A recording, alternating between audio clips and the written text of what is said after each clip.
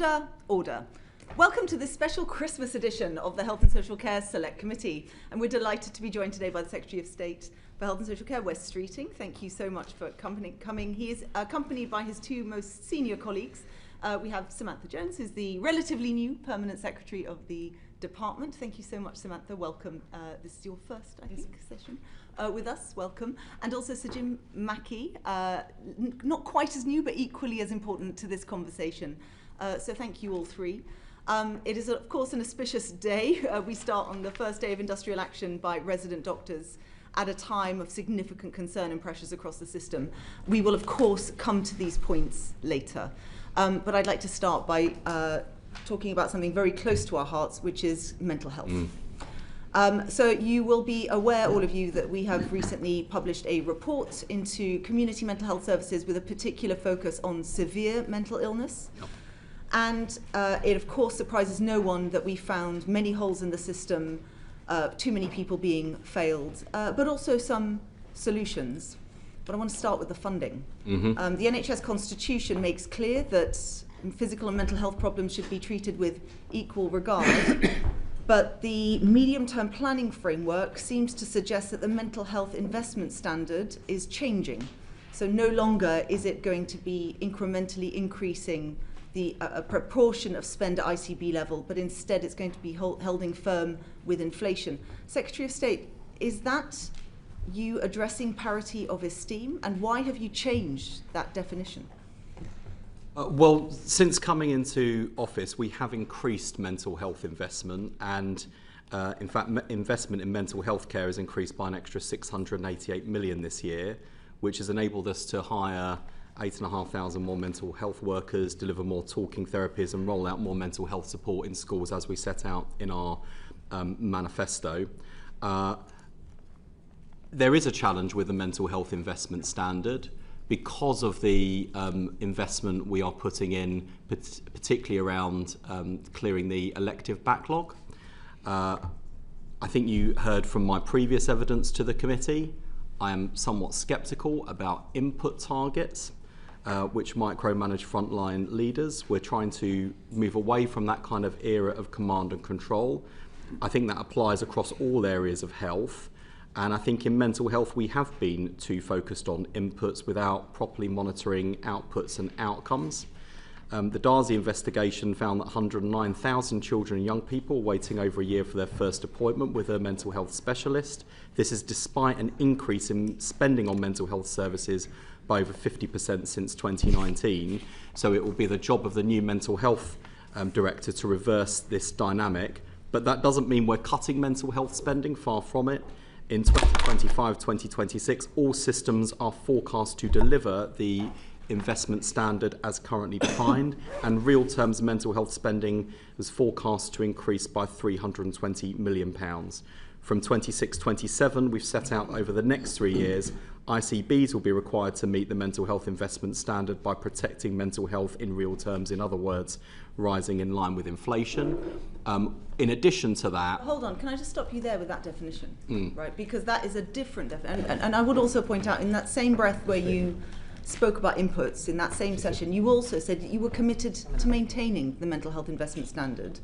But the mental health investment standard was understood to mean that the proportion as would rise in line or if not higher than with overall spend. But the spending review makes clear that the spending spent on the NHS is inflation plus 3%.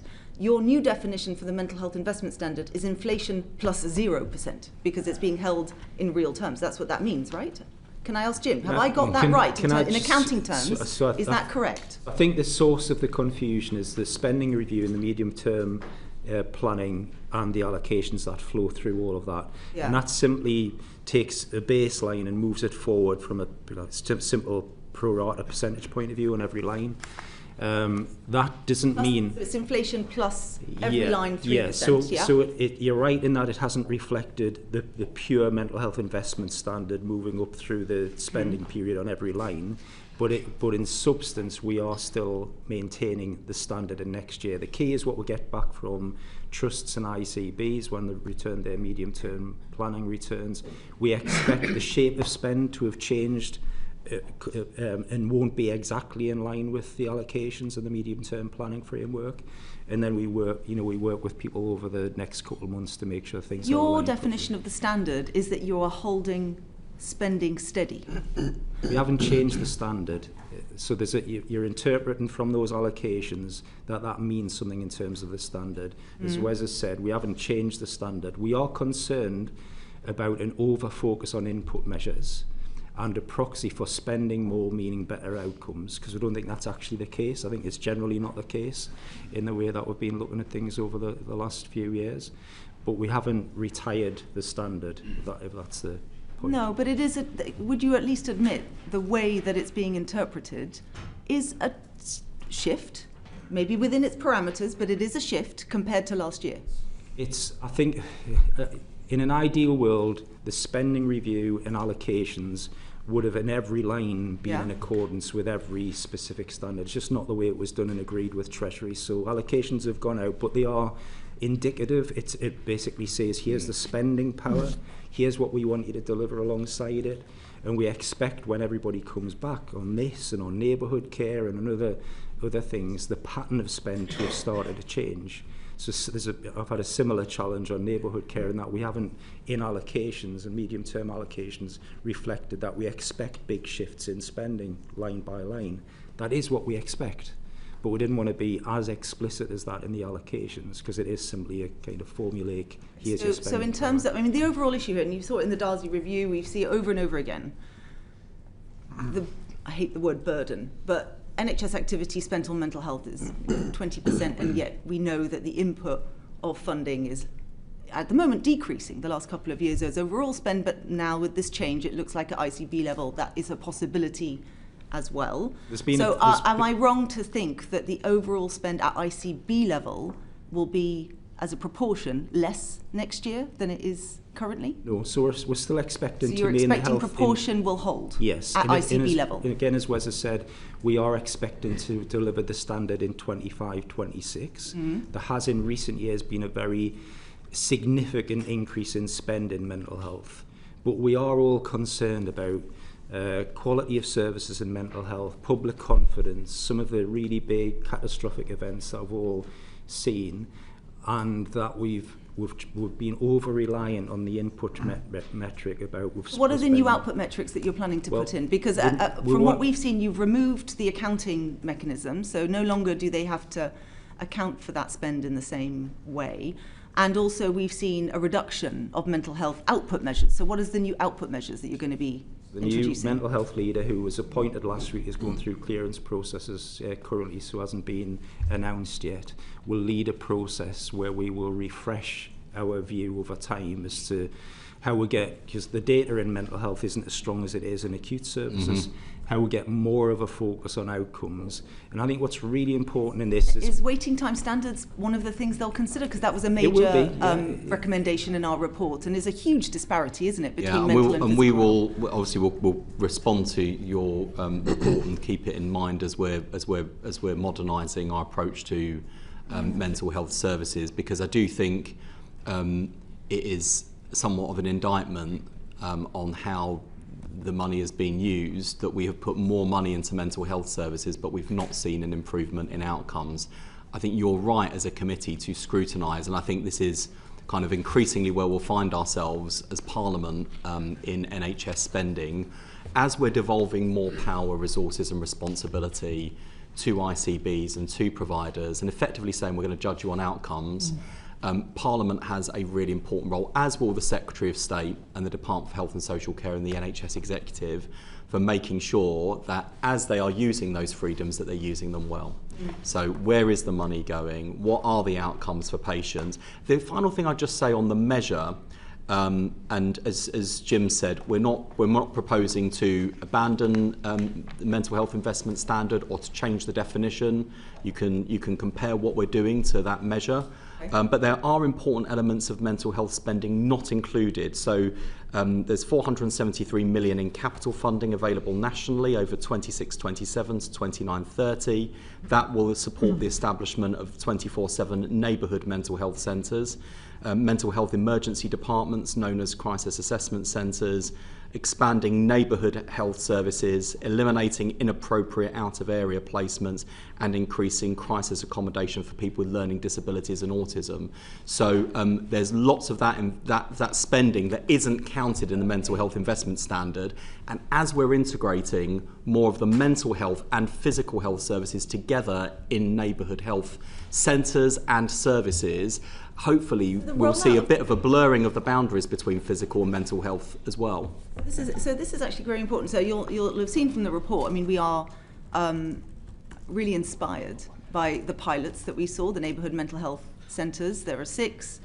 We recommend that you look at increasing the funding for the pilots because we need that data and we need to work out what excellent looks like in all the different settings that they're in. Our concern is because the election interrupted the funding cycle, they're not going to have that full 12 months. So I would urge you to look at that seriously. But we go as far as saying we think this could be transformational across the country and we'd love to see one in every community.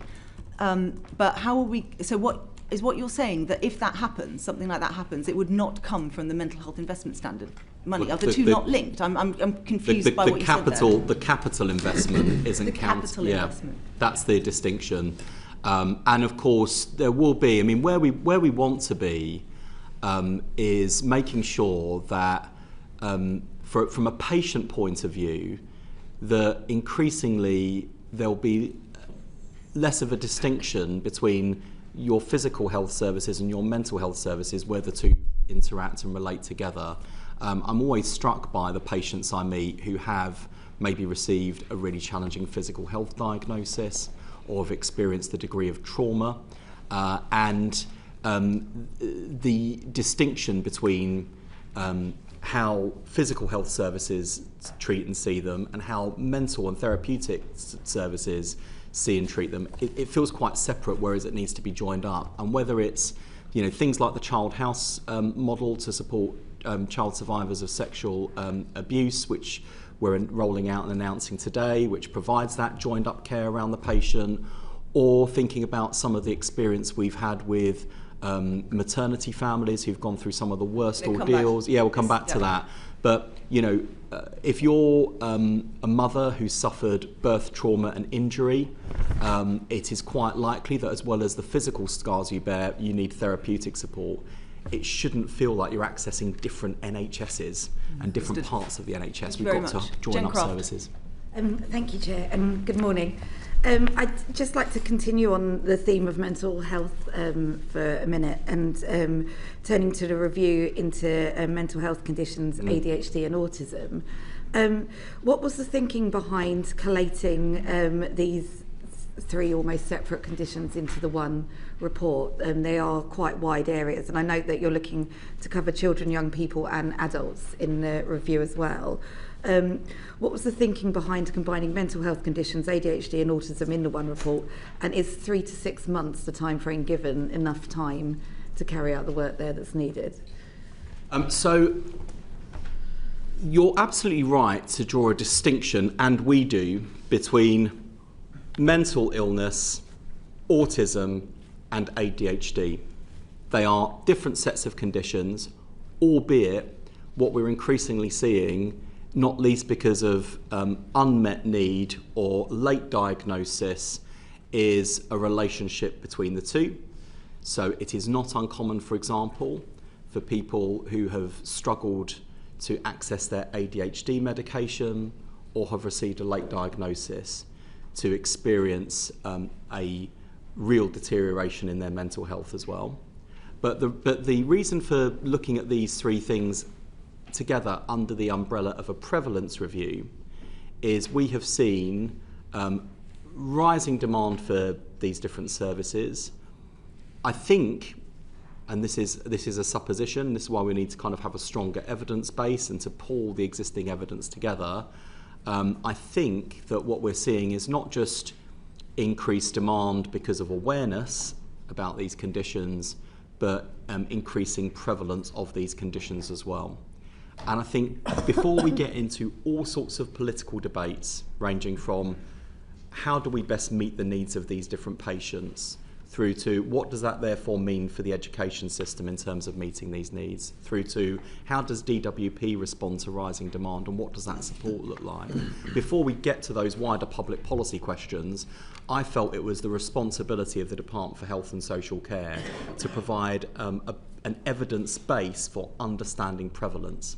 Because is the idea to understand what's driving a potential increase in prevalence, or to understand if there is an increase in prevalence in the first place? I think a bit of both. I think it's to understand what's going on, to understand the trends, to understand the drivers, because from a broader health perspective and the way in which we're thinking about our 10-year plan, first and foremost, prevention is better than cure. So if we can understand drivers of different conditions, physical or mental for that matter, and there are steps we can take to prevent people from becoming unwell, we should do that. That's the first thing. And then secondly, we are seeing lots of examples across all three categories of those patients. Unmet need. I mean, when thinking back to my kind of interview on Laura Koonsberg, and being taken down the sort of overdiagnosis rabbit hole, I was kind of flooded with correspondence from people saying, overdiagnosis, I can't even get a diagnosis. And a range of clinical views, ranging from there is certainly a degree of over-pathologisation, which I think was probably the better term to use in that context and that debate, but also clinicians who strongly refuted that assumption and assertion, and similarly from patient and family perspectives as well. And then you get to the wider issues around the stigma surrounding these conditions. So I felt, after my own experience with foot and mouth syndrome on Laura Koonsberg, that actually the best thing that I can do, and my responsibility as the health secretary, was to establish better evidence so we can have a better informed debate, and to make sure that from a public policy point of view we meet these needs. Is 3 to 6 months enough time to build that evidence base? And I think this is a discussion that has been taking place for a number of years as to why there is an increase in demand. If you visit a primary school anywhere in the country, they'll tell you the uptick in the high needs base and SEND in general is quite significant. Is 3 to 6 months really enough time to grasp what's driving this and to get the idea behind it? I think so. I mean, the approach I've been taking with a number of these sorts of reviews is let's go as fast as we can so that we can make progress as quickly as possible, recognising that so much of what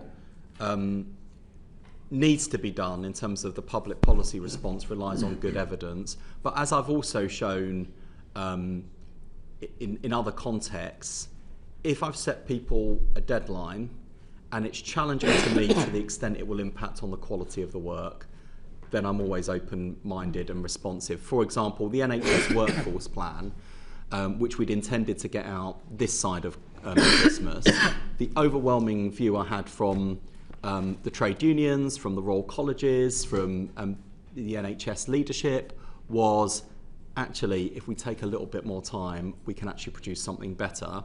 And I would much rather get a bit of challenge at the dispatch box for taking a bit longer than we'd intended than rush something. So that's the assurance I give to Lujan. You expect this to maybe drag on for longer than 3 to 6 months? No, I wouldn't. That's not the expectation I'm setting. I definitely don't want the review team to think, oh, great, kick back. I've got longer, yeah. But also, to be fair, the team behind this, and not just in terms of our formal reviewers, but the team of officials sitting behind this as well, are really keen to get into this and to get stuck in, because we recognise just how widespread public concern is about this, the degree to which families are really suffering, because it's not as ever with so many things, it's not just the person at the centre of mental illness or mental health crisis, or someone who is struggling to get the support they need with autism and ADHD. It's the whole family.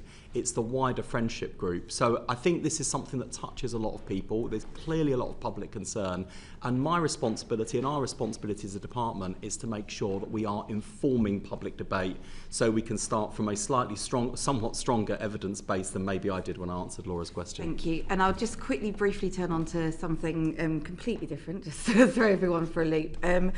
I note in the 10-year plan, this is quite close to my heart, there is really key messaging around poor performance carrying consequences in NHS trusts. My local acute trust consistently scores inadequate on CQC ratings, including its latest, this is Mid and South Essex, by the way, including its latest one on a well-led review, again, and scored inadequate, and it was downgraded from requires improvement to inadequate on A&E, on paediatric care. Some of the findings from the CQC inspectors having to flag that someone was deteriorating, for example, in A&E, truly shocking. It feels as though the impetus for change is placed in the hands of those who potentially have led the trust to be receiving this rating in the first place. What kind of interventionist measures are available and what can be done for trusts like this so that poor performance really does carry consequences? Jim, do you want to comment on that first? So it's a good point, and there's a few ways we're going at this. So first of all, refresh the oversight framework to just try and make it more rules-based, more clear, make these sorts of performance issues and governance issues more transparent and more consistent from organisation to organisation. So that allows us to be able to differentiate better who's in trouble and who's not. That's developing over time, so we can start seeing when things are, an organisation might look fine now, but things are starting to go off in a certain place, and then we can get upstream and respond on that. The organisation you mentioned is one of a group of organisations that, if I'm honest, over the last 20-25 years has been a cause for concern for various reasons. And we've got a bit of work going on to say, I think if we're honest, our interventions haven't really worked in those places. There are sometimes systemic or structural issues there that we're not fully understanding, and we'll be having a discussion with Wes and the team in the new year about what does future intervention look like in this space, because you're quite right, I've lived there my whole life, and I know that it's a couple of decades worth of basically a failing NHS trust that doesn't deliver for people in the area. What does intervention look like to turn that around? I'm not going to tell you specifically now today because we're in the process of working this out, and I really don't want to jump to conclusions and do what we've been doing for the last 20-25 years. So we've been relying on mechanisms that mobilise support teams, we escalate the organisation into different levels of oversight, they get improvement directors, we send them people from the GIRF team, this sort of thing. And for a lot of organisations that works, but the evidence tells us for 2025 it just doesn't, which tells me, I think, that there's something else going on that we haven't fully acknowledged. We need to be able to really nail that before we then start tailoring support and interventions for those organisations, which is what we want to try and do in January. There's a bit of a pattern for this group of organisations that generally they are a bit more remote, often coastal, don't have the workforce supply that others do, etc. But it's not as simple as that. There Work in progress, keep us updated. Yeah. Thank you very much. Yeah. Alex McIntyre. Thank you. I'm just going to move us on to the maternity review being undertaken by Baroness Amos at the moment. And sadly, her initial findings will be all too familiar for Gloucester residents who, the ones I've met with, tell me about mothers being sat in bloody bed sheets without being changed, often not being listened to by their doctors. Sadly, we've lost babies to avoidable deaths. That review will come in the new year.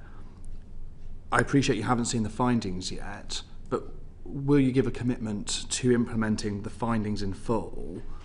And what planning is being undertaken by the department at the moment to make sure that the ICBs and local trusts have the capacity and the resources that they need to implement those findings at pace? So firstly, while we would never commit to something before seeing it, it is always my presumption in favour of implementing recommendations from reviews that we commission from expert people and teams, because otherwise, if you start with an assumption that you're not going to, well, there's no point having the review in the first place. And with this investigation, which, I'll be upfront, has drawn criticism, particularly from lots of maternity families that I've worked really closely with.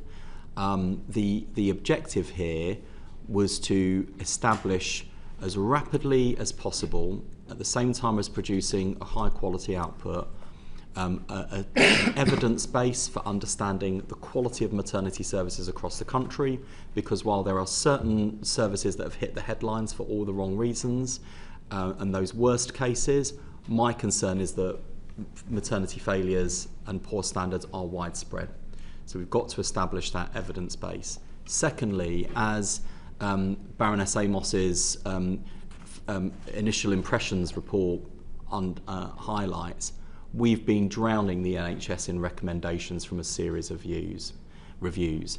And I think, having spoken to maternity leaders and frontline staff and families, I think one of the services that we can do as a government is to help the whole maternity service see the wood for the trees, to give people clear and consistent direction about what the first order priorities are to ensure safe care, and then to work through those issues methodically.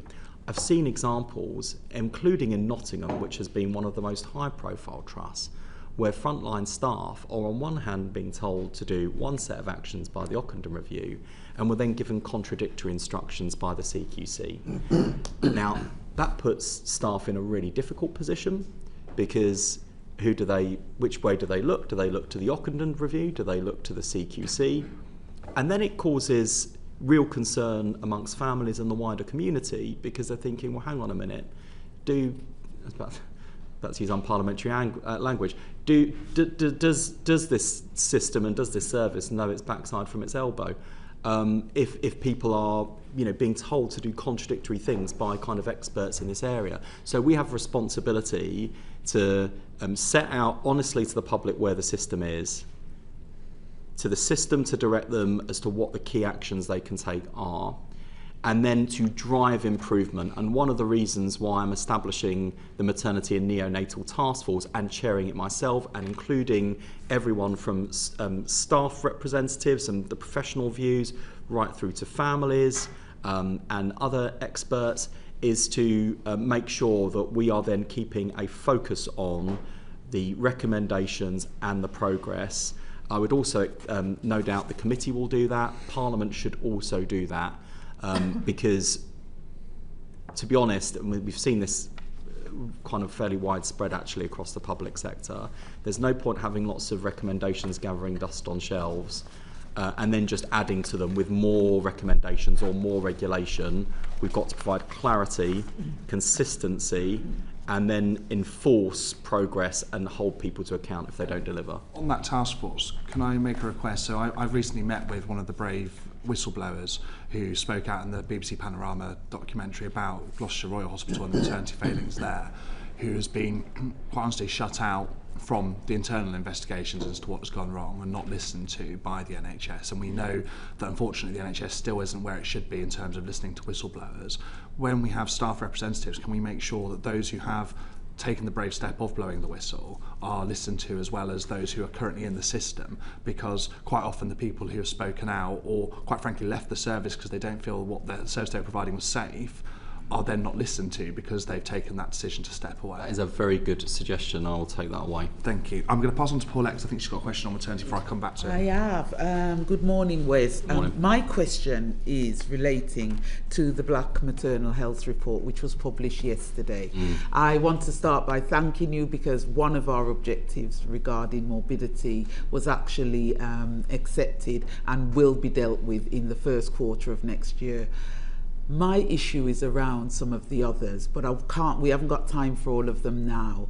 The issue is, many of those questions or many of those recommendations were quite easy recommendations, such as the one relating to competency training, cultural competency training, which, to be honest, should be mandated and should be quite easy to implement. Could you explain why that was not accepted in the report, please? Two things. Firstly, over 20,000, I think 20,500 maternity staff have completed the e-learning module to date on cultural competency training. Work is underway to draft a new statutory and mandatory training competency framework for all NHS staff, which is going to replace the core skills training framework, which is going to go live in April 2026. And I think the reluctance to commit now to mandating that particular module for maternity is kind of considering that in the context of that wider work being undertaken. I wouldn't read that as a hard no. Is what the only reason why I've questioned that one is because, and I will shut up because we're really tight on time. I've questioned that one because in October you did introduce some training that is predominantly for consultants and other groupings. So the training seems very bitty, it seems very varied, it isn't co-produced, people don't know whether they're coming or going. And for me, if something is mandatory, it's then done through yourselves at the department and say with the midwives, and also, which is what we recommended, co-produce with families that are going through the trauma. Surely it would give a more inclusive piece of training, whereas at the moment everything that's there, it's just all over the place and you're adding yet another thing. Yeah, and I think without getting ahead of ourselves, I think the intention is to make sure, because to be honest, the issues around racial inequalities and discrimination are actually quite endemic across the NHS. When you look at the experience of our Black and Asian patients as well as staff, I think, as I've said before, we've got a widespread cultural problem.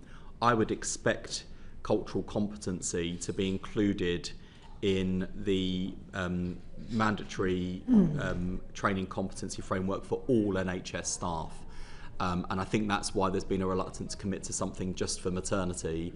But I'm very happy for us to continue this conversation and to get this right. And it may be that it's your view and the view of others that regardless of what's being offered to all NHS staff, we've got such an issue in maternity that we should have something that's maternity specific. And I'm happy to look at that with you and then report back to the committee. Thank you. Back to Alex. Going to move on to industrial action. And before we come to the BMA, I'm going to start with the longest ongoing strike, I think, in NHS history now, which is the phlebotomists in Gloucestershire. What steps are you and the department taking to resolve that dispute so we can get the phlebotomists back into work where they want to be? So the first thing I would say, Alex, is that it's completely unacceptable that this strike has rumbled on for so long. And this dispute has rumbled on for so long. As you say, it's the longest running in the NHS. I don't think anyone has really covered themselves in glory in this dispute. And when you look at the change the Trust was proposing to make versus the impact the dispute has had, one clearly outweighs the other. I won't say any more at this stage because my understanding is that both the Trust and Unison are in what is, I think, a very constructive phase of dialogue, and I hope that in this season of goodwill that the dispute will end shortly, and I'm very happy to pick this up with you in the new year if that is not the case. But my sense is that both Trust leaders and Unison desperately want to see an end to this, and I don't think we're that far off. Great, thank you. And moving on to... Should declare I'm a Unison member, by the way. Moving on to the subject of the day.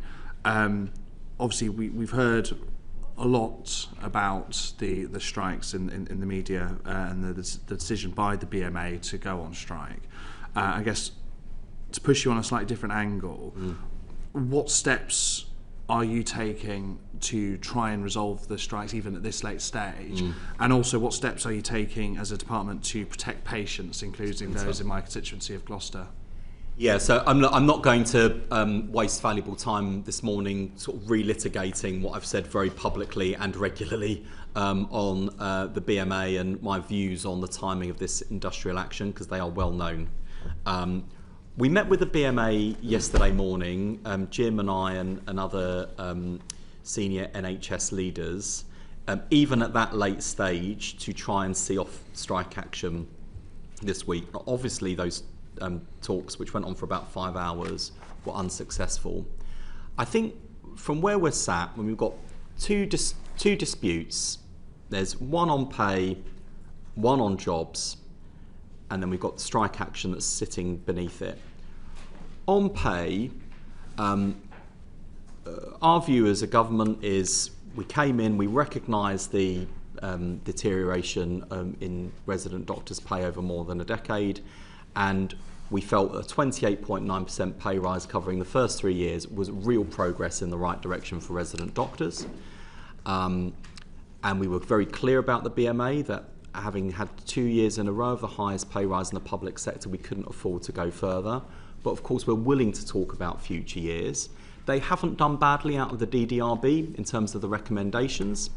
On multi-year deals, the problem we have, and it was reiterated, I think, yesterday, is that what the BMA are really angling at, and I think fundamentally, even if we put forward a really good jobs package, this is ultimately a pay dispute.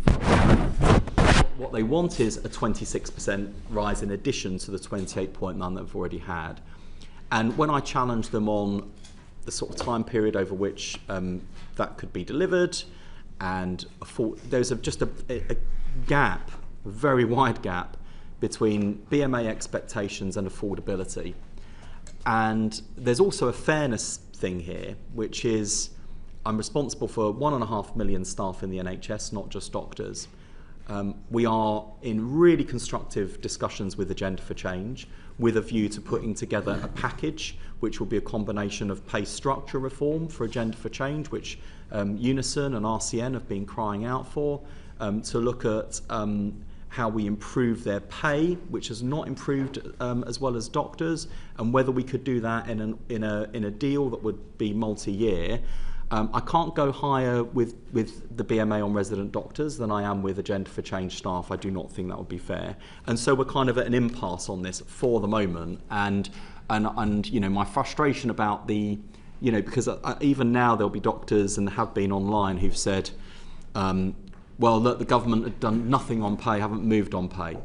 I just don't think that seriously recognises how much we've done. And on jobs, my disappointment is we're always in violent agreement with the BMA on jobs in terms of poor workforce planning, the bottlenecks. The package we put forward I thought was really strong, not just on making sure that we had more specialty training places, bringing forward 1,000 of those to the current round, 4,000 over the next few years, but the emergency legislation we're planning to bring forward, which would deal with UK prioritisation of graduates for those training places, that would have reduced the competition ratio from 4-1, where it is today, to less than 2-1.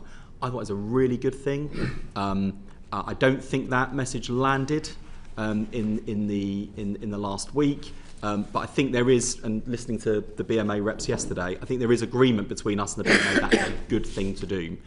So where does that leave us? I mean, for the moment, we are entirely focused on getting the NHS through the next 5 days of industrial action. And in fact, I'm probably just as, if not more, worried about the weeks that follow, because frankly, the consultants who are getting us through the next 5 days are the same consultants we would normally be asking to put in extra shifts, extra effort to get us through what is normally the Christmas, New Year peak pressures. They're going to be more knackered as a result. I think we've asked a lot of our consultants, and I kind of feel that weight of responsibility to and for them, and other NHS staff too. It is dicey. I was at the operational centre this morning with Jim. I think we're off to a decent start, but this is going to be a challenging 5 days and a really challenging few weeks. And we're doing everything we can to keep the show on the road. I think the most important message that I want us all to convey collectively as Parliament and the NHS is to the public. I do not want people who need to access healthcare to think strikes are on, I better not try. So if it's an accident or an emergency, people should access A&E. If it's not an accident or an emergency, but people require healthcare, 111 over the phone or online will be there for people and direct people to local services so they get the right care in the right place without adding to A&E pressures. I hope that's given you a helpful overview about where we are with the BMA. I think jobs, broadly in agreement, pay too far apart, and the sadness I feel actually, especially when I meet with Jack Fletcher, who is a decent person, who cares about his profession. We are in agreement on so many things. If we were not locked in what is an increasingly difficult dispute, we would be making more progress together. And these strikes are going to come at a cost around £250 million and impact on the operational pressures, impact on patients and the whole NHS workforce. And I deeply regret we're in this situation. Thank you very much. Greg Stafford. Thank you very much. Continuing on with the strikes, the cost of the July's industrial action was funded from existing NHS budgets. When Sir David was in front of us in September on strikes, he said, but bearing the cost of that being the strikes, would be beyond our ability to cope with. That would be unreasonable for the NHS to do and would have consequences on what we're able to provide. So how much central funding has been given to the NHS to cover the strikes, both in November and now? Well, so far, not least thanks to the way that Jim and Elizabeth Omani, the Chief Financial Officer of the NHS, have managed with the system to keep costs under control this year. So far, we have managed to absorb pressures of strikes and costs of strikes without directly impacting on frontline services.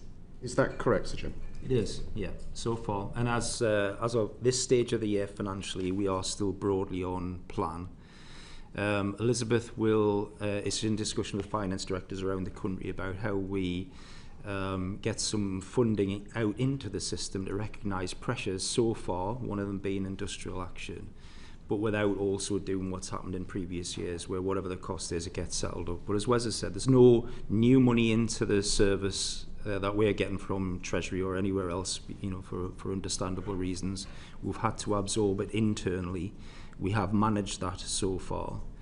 But as I said last time, there'll come a point where it becomes unreasonable to expect that to happen, but the service has managed it really well so far. But if money has been rightly saved in the NHS, that money's been spent on strike action rather than improved services. So essentially it has had an impact on frontline services because that money could have been spent on improving X, Y or Z. There's an opportunity cost, absolutely. And that's why I think the strikes are actually ultimately self-defeating for the BMA and members of the BMA, not just... I know that the sense from BMA members reflected in the ballot, both in terms of turnout and the margin of the ballot response, is to give the government a good kick-in.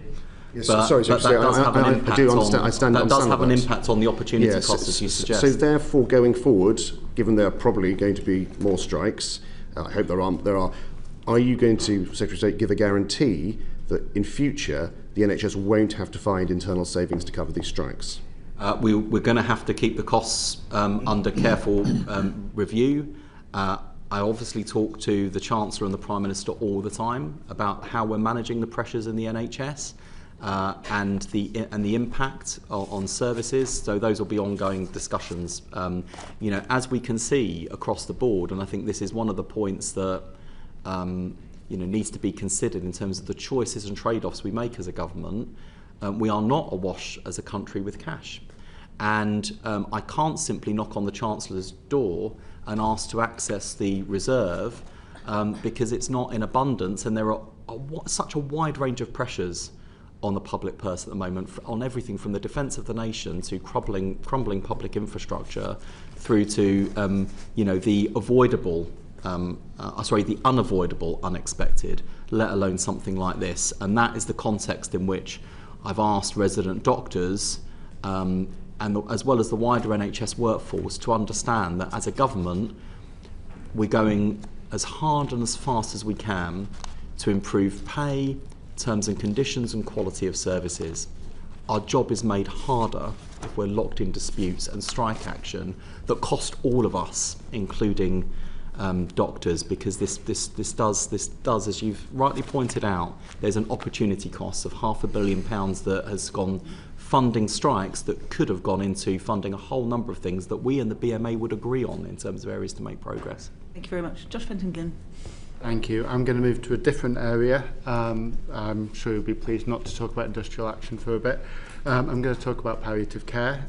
You'll be aware that this committee commissioned an independent expert panel to look into palliative care, and the report wasn't good news. The panel found that as a result of the reliance on charity funding and because there's no minimum service standards in ICBs, the panel found that there's a postcode lottery in provision with poorer and more marginalised communities often losing out. Is that a picture you recognise? Mm-hmm. Absolutely. And I just want to be upfront about the fact that one of the things that I'm worried about, particularly in relation to the hospice sector, is that in common with the wider voluntary sector, what we're seeing is not only real pressures in terms of costs, but also the ability to raise money through regular individual giving, which is the bread and butter of so much of the voluntary sector, but particularly this part of the voluntary sector, they're seeing a real impact. The sort of the regular direct debits going down and that sort of thing. And so even with the money that we've put into the hospice sector, and we've had £100 million already for the sector as a whole in capital funding, 80 million revenue funding for the next 3 years with children's hospices, it's really important that we as the public continue to support our hospices. The government's developing a palliative care and end of life. Just pause. Yeah, do. So your line there was just the public need to do more to support palliative care. That doesn't feel like a sustainable model for funding of palliative care. Well, let me just, I'll come back to that in a second, and about to set out what we want to do with the modern service framework, which is linked to that. I think I've said this before. I am personally uncomfortable with the extent to which the hospice sector is reliant on voluntary donations as opposed to statutory funding. We understand historically why that's been the case and where the hospice movement has grown from, but as someone who has benefited from the hospice sector in terms of end-of-life care for two of my grandparents, both of my grandmothers, over the last 30 years, the service that I saw firsthand and the wider support provided by people like Marie Curie in terms of the hospice at home and the palliative care nurses and teams that go into people's homes, when I look at that, that doesn't feel to me like a nice to have. And it doesn't feel like the kind of, the extra boost that you would expect the charity sector to maybe try and provide to help in the health and care space. It feels like an essential part of a modern health service. But in common with some of the other things we're addressing this morning, there is some distance to travel between where we are and where we want to be.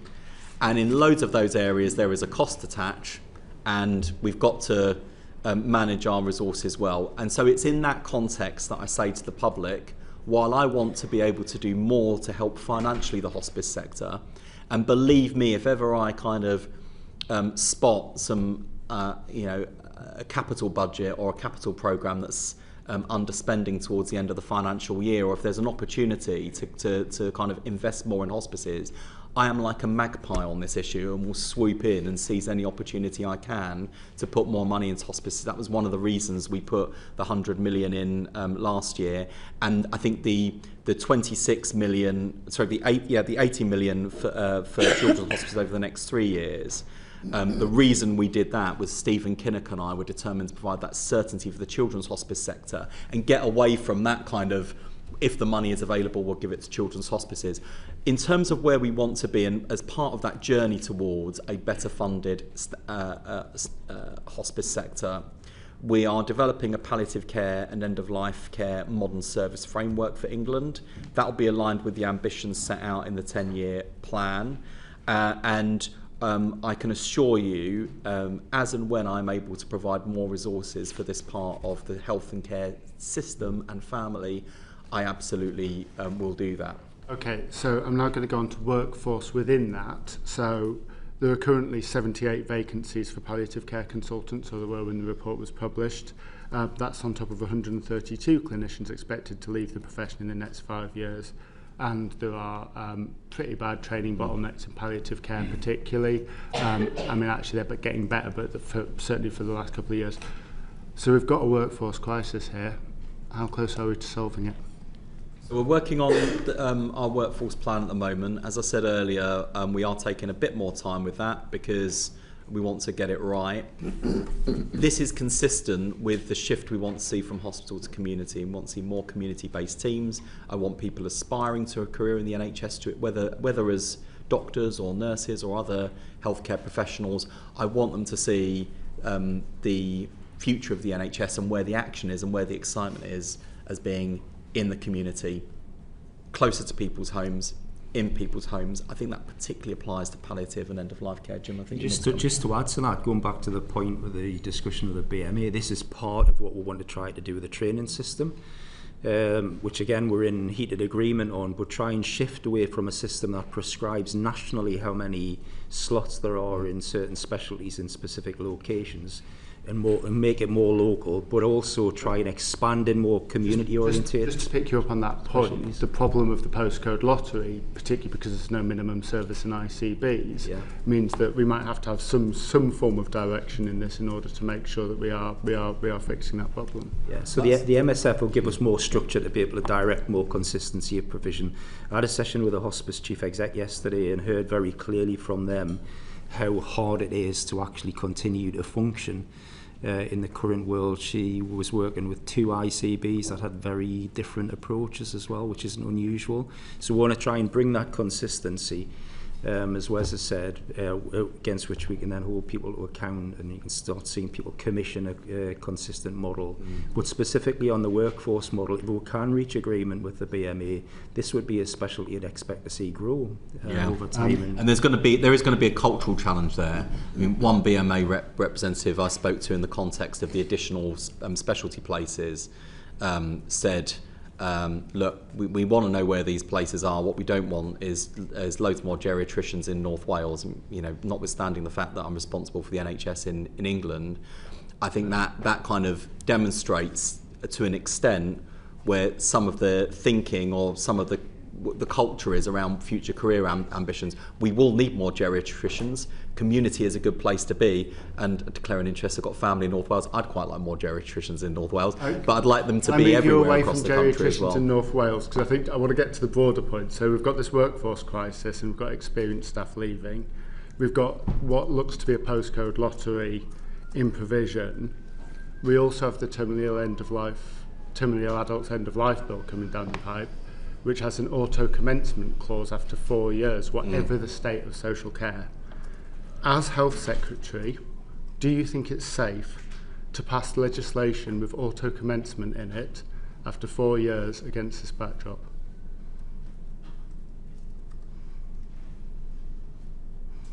That is a decision for Parliament. As Health Secretary, do you think it's safe? The government is neutral on the... I appreciate that the government is neutral.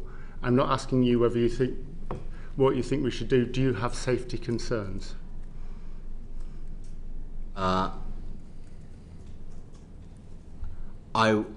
would like to make sure that were Parliament minded to proceed with the bill and see it through to completion and onto the statute books, I would like to make sure that we have high quality palliative end-of-life care services so that there is a real choice and no one feels compelled to take up an assisted death through the absence of palliative and end-of-life care services. That is not where we are as a country at present. Do you think auto-commencement puts that at risk? Yes, please, Permanent Secretary, save me from this line of questioning. So, as you will be aware, the bill is going through, and we've had 34 amendments from the law sponsor through the committee stage, and it wouldn't be appropriate for us to preempt what is happening in Parliament for very obvious reasons. We will, however, with the Ministry of Justice, assure that ministers are appropriately briefed on every aspect and every workability aspect of the bill as we proceed and go forward. And I don't think it would be appropriate at this stage to comment. Very clear. Thank you very much. Andrew George. Thank you very much. Just so carrying on workforce, and are they taking you back to the statement you made to Parliament about prior to the strikes? I raised the question with you that if there was an agreement on training places and jobs, would you really withdraw that if the strike went ahead? And you said yes. I mean, is that not cutting your nose off to spite your face? I mean, if everyone's agreeing that that's the right thing, it's going to benefit the NHS, it's going to benefit patients, surely you can at least proceed with that whilst you continue your dispute over pay. Well, there is both a jobs dispute and a pay dispute with the BMA, and while we are in agreement about the need for emergency legislation and UK prioritisation of graduate places, it is a challenging place for a government to be to implement an offer that has been rejected by BMA members. And, you know, there have to be consequences for choices. I think my intention at this stage, and recognising that once we get beyond the next 5 days and through what is going to be an extremely difficult few weeks, by my reckoning, between the time of the expiration of the BMA's mandate and the result of their current ballot for a fresh mandate, we've got about 4 to 6 weeks to use well, I hope, with the BMA to see if we can come to a resolution to this dispute, which I think would be in the interest of their members, patients, and the NHS as a whole. With that in mind, I think it would be my intention to continue as planned with the preparation for the bill, to bring the bill to Parliament, to get it through as much of its parliamentary stages as possible with the time that business managers have prepared for. And then I hope we will be in a position where we can see the bill not just passed on to the statute books, but put into practice. I will want the BMA's agreement, and I will want an end to the dispute for that to happen. But in the meantime, I think it would be sensible, given that we know that the parliamentary timetable is packed. We also know that it's not for government ministers to just assume that members of both houses will nod it through, and it will require scrutiny. I think it's important we let that scrutiny go through. I also think, by the way, and having listened to what Jack Fletcher and his team said yesterday and listened to some of the feedback from resident doctors, it's quite clear they've got lots of questions about the detail. And also, the thing I've been probably most struck by listening to resident doctors over the past couple of weeks, even where they are in agreement with the government, they still don't quite believe it's going to happen. And I think it says something about, there's just such a cynicism about politics, that actually having a bill that is there in black and white, giving resident doctors the opportunity to see the benefits it would bring, that might have a bit of a seeing is believing effect. And when doctors realise they would actually be able to enter a new application round in the spring, this will make a material difference to their progression. It might just underscore again that this is a government that genuinely wants to work with them on the many issues that we are in agreement on. So it's not a total backtrack, it's a sort of semi-withdrawal. We're going to get the bill ready, get it through, I hope, both houses, and if the BMA is in agreement with us and we can end this dispute, we will motor on. Okay. You've said, just moving on, you've said that the NHS would collapse without migrant workers, and that's certainly true throughout the NHS. I mean, how do you square the fact that the NHS would collapse without migrant workers with a Home Secretary which is proposing to stop them coming effectively? Well, where we've been as a government, I think, is recognising that firstly, we want to attract international talent. And that is certainly true in our health and care services. And I'm very happy today to be going across to Unison's rally for migrant workers to personally thank people who give so much to this country and to our health and care services, and to underscore my appreciation and this government's appreciation for what they do. There is an over-reliance on international recruitment. I think that is reflected in the issues we've had with resident doctors on competition for places and the extent to which international medical graduates are competing on equal terms with homegrown talent. We're dealing with that. I think, to be honest, it was reflected in the comments of the leader of the Green Party, who, quite aside from his characterisation of care work, what he was effectively saying is care work is hard work and it's low paid work, and therefore that's not for us, that's for people from overseas. I really reject that.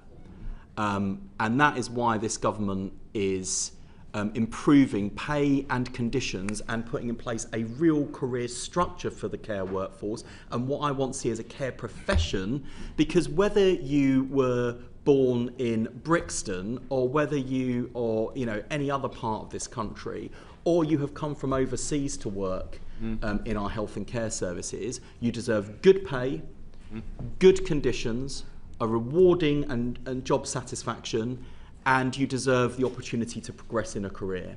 And I want to end that kind of culture which basically says if it's hard work and it's low paid work, that's not for people like us who are born here. That's for foreign people who we can give low wages to and exploit. I don't think that's right. But until that happens, and until our own workers are prepared to take on jobs which fundamentally we're talking about minimum wage and very hard work in both social care and care work through the system. Until that's the case, we will still be dependent on migrant workers. And what are you saying to the Home Secretary to make sure that supply is not stopped? Well, we're working closely with the Home Secretary, and the principle of what the Home Secretary is driving towards, I think there's a couple of things. Firstly, she wants to make sure that we're controlling who goes in and who goes out, and that we are recruiting people that we need. No more, no less. And secondly, she wants to make sure that in terms of some of the illegal crossings and the small boats and abuse of particularly of our asylum system, that we're reducing some of the pull factors to the UK. And that's what the Home Secretary is driving towards. Okay, well, I don't want to stray into other areas of asylum. So in relation to, you're talking about good pay, decent pay, decent working conditions. In order to achieve your shift from hospital to community, one of the big problems there, in terms of your future workforce plan, and we look forward to seeing that, is ensuring that the jobs are attractive enough to build the workforce to enable that to happen. At present, we're really struggling in that sector, and there are many district nurses, community nurses who will work their socks off throughout their lives and still end up on band 5. I mean, it's given the level of professionalism which you're requiring from them as clinicians out in the community, I mean, how can you ensure that you can build the workforce on that basis? That's a very good point, and part of the conversation we've been having with the Agenda for Change unions has been around kind of pay structure reform.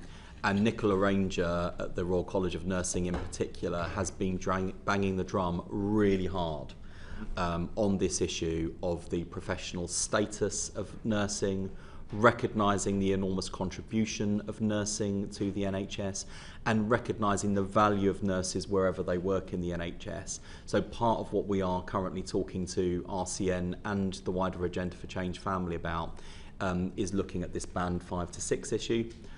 And more generally, I mean, I want, as I said earlier to Josh, I really want people who are thinking about a career in the NHS not just to imagine working in a hospital or a GP practice, which is where lots of us who are muggles and do not work in the NHS kind of might instinctively kind of think about. Actually, the community-based teams.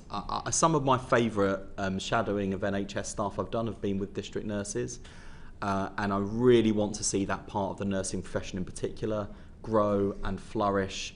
And I really want people who aspire to be nurses to imagine themselves not just on a ward or in a practice, but to actually be out there in the community, in people's homes. I've seen it firsthand. It is remarkable work, and it impacts on such a wide range of people, often not just the patient in front of you, but the wider family, whether that was the conversation I heard one district nurse having with the wife of a husband whose mental health as well as physical health was really suffering, and the burden that was having on her, right through to the district nurse who was holding the hand of loved ones literally in the final hours of life. And you may well find, Secretary of State, a letter on these lines might be coming your way in the new year. But right. Dr. Becky Cooper first. Thank you. Thank you, Chair. So thank you for being here this morning. I want to continue a little bit where Andrew left off with workforce. And it's great, Secretary of State, that you are so incredibly keen on the community. So let's stick with the left shift. So I wonder if you can outline how you're developing our prevention workforce, both in and out of the NHS. So I'm thinking specifically of that community workforce, but also, of course, our voluntary and community sector and our public health workforce, which I appreciate is in another directorate, but is still intrinsic to what we're doing. Yeah, in a few ways. Firstly, we've worked hard, particularly as a ministerial team, but also with the new leadership we have on both the official side in the Civil Services Department and in the NHS Executive as well, to improve and build on the relationships we have with local authorities and local government, particularly Directors of Public Health, DASs, DCSs, to make sure, and actually even some of the place-based directors in local government, to make sure that we are implementing health in every policy in local government as well. They're part of our workforce planning and that conversation. Are they, Secretary of State, part of your funding planning? Because one of the conversations is absolutely this conversation that nobody disagrees with, but you'll appreciate that the funding is still going into the acute sector, and I very much realise why that is the case, because we've failed to prevent people getting sick for so long. We've got a massive acute problem now. But in terms of looking at the funding, at what point are we going to be able to look at the funding and see parallel funding tracks running? I.e., when am I going to be able to look at public health funding and say, okay, that has some teeth, and when is the community funding going to start looking? It'll never be comparable to the acute sector, but when will we start seeing a significant difference in the funding streams? So we have, in terms of the public health grant, we have been protecting the public health grant and increasing it to recognise the invaluable work that local authorities do. On the prevention side, we've been pulling a whole range of levers at the centre of government, from changes to the law and regulation, whether getting the smoking bill through Parliament or action on obesity and targeting of junk food and those sorts of policy levers, right through to the Chancellor's decision to introduce a gambling levy. Now, that was brilliant in terms of lifting 500,000 children out of poverty. I mean, there is prevention for you right there, primary prevention. But also from a health point of view, regardless of its role as a revenue raiser, raising that money also helps us to tackle gambling harms as well. So this is kind of in common with some of the other lines of questioning this morning. There is no shortages of things we could do with more money. We've got a finite pot. We have to manage our resources well. And again, just to press you, I appreciate it's very hard to reduce the spend in the acute sector. I'm not naive to that. But at what point during the sort of course of this Parliament will we be able to say, okay, there are significant resources going into the community sector, and public health is massively under-resourced. I appreciate the increase.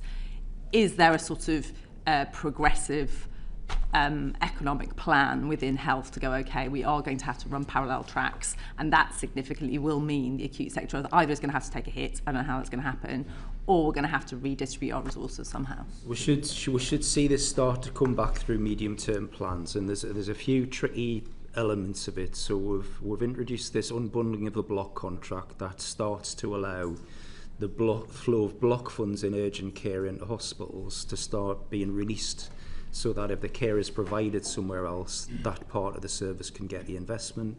But there's always a bit of a timing thing here, where you'd ideally like the investment to go in and then start to see the flow fall out. But again, I think our history on this over the NHS isn't great. When we've tried this before and we've made upfront investments, it's often not been related to shifting flow into hospital, so we've ended up increasing costs. So what we're expecting to see is ICBs in their plans start to set out small steps on neighbourhood care and in prevention, and using the unbundling of the block to start... And this is in their role as strategic commissioner, this is what you're expecting to see? Okay. And start then seeing patients being treated in other settings, that then reduce income into the hospital sector and fuel further investment in the community services. Okay. The hard bit's going to be the sort of first 18 months, 2 years of it, as we start to get things off the ground, prove the work. Yeah, no, I don't disagree, Jim. It's an incredibly difficult thing to do, and it has been talked about a lot before, and it's not happened. So you'll appreciate we're going to keep asking and see if it actually works this time. So in a specific area that we looked at as a committee in the world of prevention and actually clinical services is sexual health services. It was a pretty damning session, to be absolutely honest, and the whole thing is sort of commissioned piecemeal, and the clinicians that run it, the managers that run it, the providers that run it said that it needs to be overhauled. And I know, Jim, when you've been previously, I have raised concerns about at least some public health functions being in local authorities that essentially are, you know, clinical to a greater or lesser extent. Sexual health services very much feel an actual case in point here, and I just wondered what your thinking was around this area. I presume you've read our report.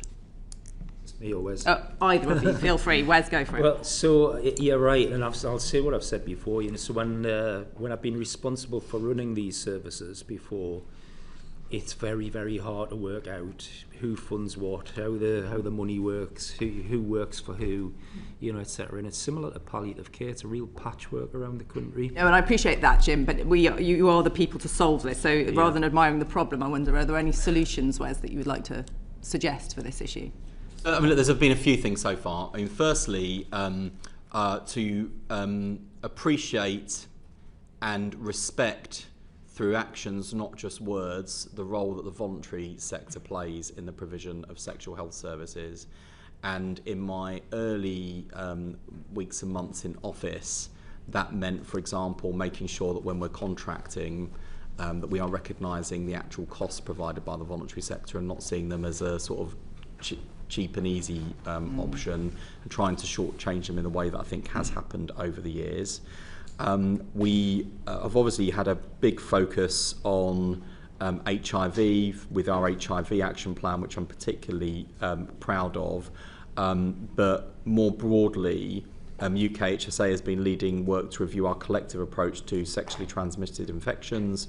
As part of this work, they published their STI prioritisation framework in October 2024, which will allow local systems to work and identify what combination of interventions to focus on, recognising that there is different prevalence and different needs in different communities in different parts of the country.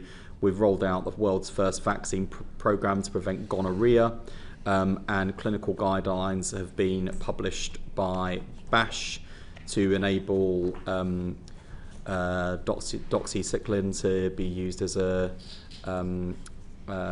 post-exposure prophylaxis for the prevention of syphilis, which doxypep please do not ask me to explain the Okay, science. Wes, all great. So that's great. We've heard all this in the session. I think all Becky, good, you're asking. yes. I think at the heart of your question is asking. I'm asking about commissioning the services. It's a mess. Is local government the right place for this sort of public health work? So far, the answer has been yes.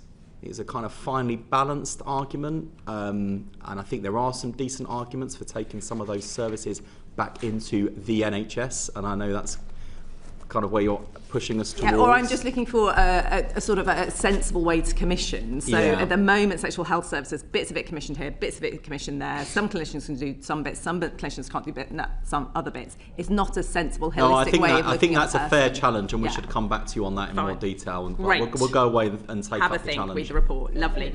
Excellent. So alcohol, Wes, happy Christmas. Can you feel just very seen. Excellent. Can you just very briefly outline how, as a government, as a responsible government who prioritises people's public health, we can protect people from harm whilst supporting pubs to thrive?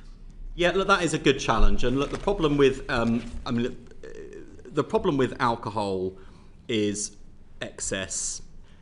Generally, in terms of tackling things like obesity and good health, whether liver health or otherwise, and we've got a particular challenge with problem drinking and people who drink to the point of dependency or addiction. So what should we do? And we Wes? should draw a distinction between those things. Pubs are a good thing, and they are a good thing for health. That's not just my view, it is the view of the Chief Medical Officer, no less, because what pubs do in common with other community spaces is provide a place for people to come together and socialise, which is a good thing from a health and well-being point of view. So I think we've established that the cheap alcohol in the supermarkets is the problem. Are we going to tackle that? You're leading me towards minimum unit pricing. I'm trying to be quick because I just want to ask you about the gambling as well. So go. I think this is a debate worthy of our time that Parliament should get stuck into. We will come back to minimum unit pricing. Very quickly, Chair. Sorry, gambling. Should we ban advertising, online advertising for gambling? That is a matter for my colleagues at DCMS. But we have a health view on it. I have a health view on everything. I make sure that they are always put across in cross-government discussions, and there are choices and trade-offs. I'm not aware of any plans to take action in this area. I would urge you to keep reading our work on this issue. Danny Beals. Thank you. Just to follow up on sexual health very briefly. Thanks to my colleague for raising it. You're right, Wes. The tools are there now. We've got PrEP for HIV, DoxyPEP, vaccines for hepatitis, gonorrhea, Mpox. We've got a range of tools. We should be winning the battle on sexual health. It's a perfect example of prevention over cure. Yet rates of many STIs are still going up. They're still huge and widening in some instances, inequalities.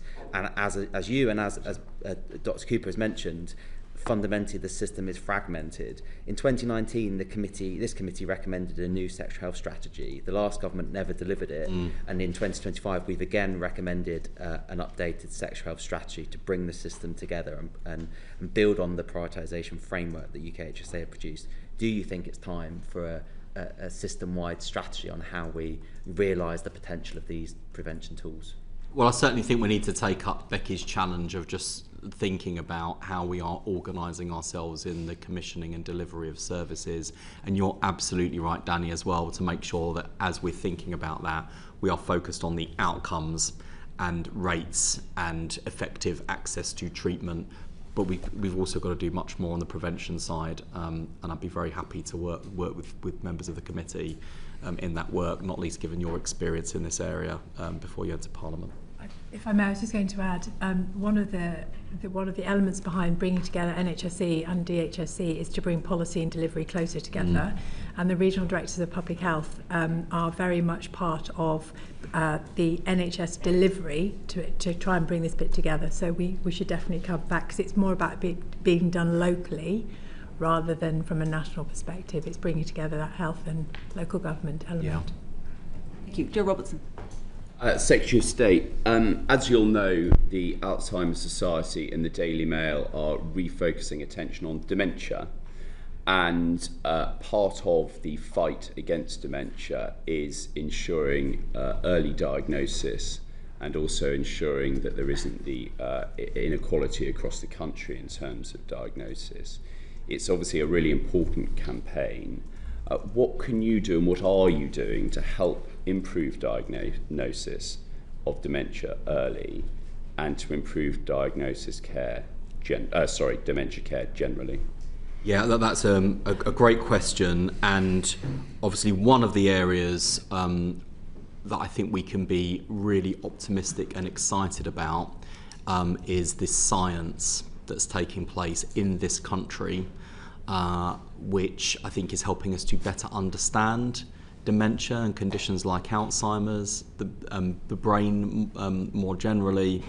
And I think over the next decade we'll still see real breakthroughs. Nonetheless, in the meantime, I think we should just be honest about the fact that the health system has struggled to support those with complex needs, including those with dementia and their loved ones. Through the 10-year plan, people living with dementia will benefit from improved care planning and better services. By 2027, 95% of those with complex needs should have an agreed care plan. We're also going to deliver the first ever modern service framework for frailty and dementia to deliver rapid improvements in the quality of care and in productivity. And that will be informed by phase one of the Casey Commission, which is obviously expected shortly in 2026. And one of the advances we're making through the NHS app, which will have wider application as well, but will be the My Carer tool that will enable those looking after their loved ones with dementia with permission to make sure decisions are agreed and taken with and by those who best know the patient, and where patients may not be able to take those decisions independently. So in terms of the experience of the person who often carries so much of the load of loving someone and caring for someone with dementia, hopefully we will recognise the status of that person more clearly and help them to better manage the care of their loved one as a partner in their care. Thank you. Turning to something different, you're currently planning puberty blocker trials, testing on hundreds of children who will receive drugs to alter their sexual development. You've said you're uncomfortable with that, but you're in a uniquely privileged position to do something about it. Will you ensure no children are tested on by having drugs that alter their sexual development? As Health and Social Care Secretary, as a general principle, I follow clinical advice, and I try wherever possible to resist pressure wherever it comes from and whatever the issue, to overrule clinicians who are better qualified than I am to make clinical judgments about the provision of health services. That's not to say that I can't or would never, but there has to be an extremely high bar for me wading in that way, because I think it would set something of a precedent. On this issue, probably more than any other that I have had to make decisions on as Health Secretary, I have thought long and hard and carefully, and continue to do so, about what the right thing to do is. That started when we were in opposition. We supported Sajid Javid commissioning the CAS review. I think it's one of a number of things that he did in terms of asking the right questions and being prepared to get into this area, which I think has led to a positive legacy and impact after his term in office. The CAS review recommended a ban on puberty blockers. My predecessor, Victoria Atkins, put in place a temporary ban.